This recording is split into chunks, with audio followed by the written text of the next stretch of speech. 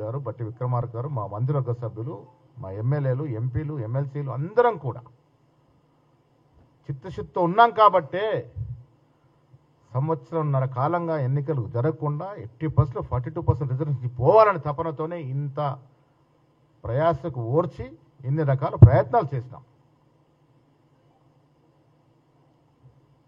వీళ్ళు ఒకరంటారు ఢిల్లీలో పోరాడాల్సింది గల్లీలో అరే మేము ఢిల్లీలో పోరాడినప్పుడు మీరెక్కడ తలదాచుకున్నారు?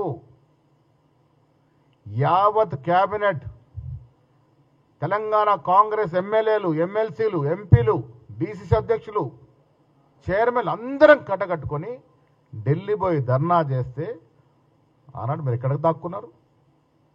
మరి మేము చేసే ధర్నాకు రాలేదు.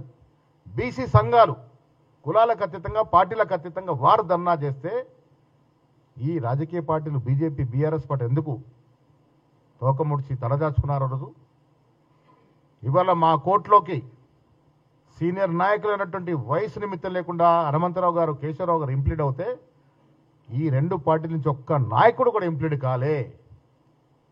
అందుకే ఈ నాయకులు చరిత్రలో బీసీ ద్రోహులుగా మిగులుతారు.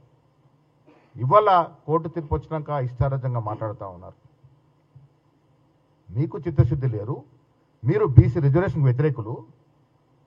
బీజేపీ, బీఆర్ఎస్ పార్టీ లోపాయికార ఒప్పందాలు ఉండి ఈ రిజర్వేషన్ 80% అడ్డుకోవాలనే కుతంత్రంతోనే ఇవాళ ఈ రకంగా మాట్లాడుతూ ఉన్నారు. ఏది ఏమైనా మా రాహుల్ గాంధీ గారి యొక్క ఆశయాన్ని ఈ రాష్ట్రంలో రేవంత్ రెడ్డి గారు, బట్టి విక్రమార్క గారు, మా మంత్రివర్గ సభ్యులు, మేమందరం కూడా ఇంకా ఎన్ని ఆప్షన్స్ ఉన్నా అవైల్ చేసుకొని తుదకి 42% రిజర్వేషన్ ఇచ్చే ప్రయత్నం, ఇచ్చిన తర్వాత ఎన్నికలకు పోయే ప్రయత్నం చేస్తాం.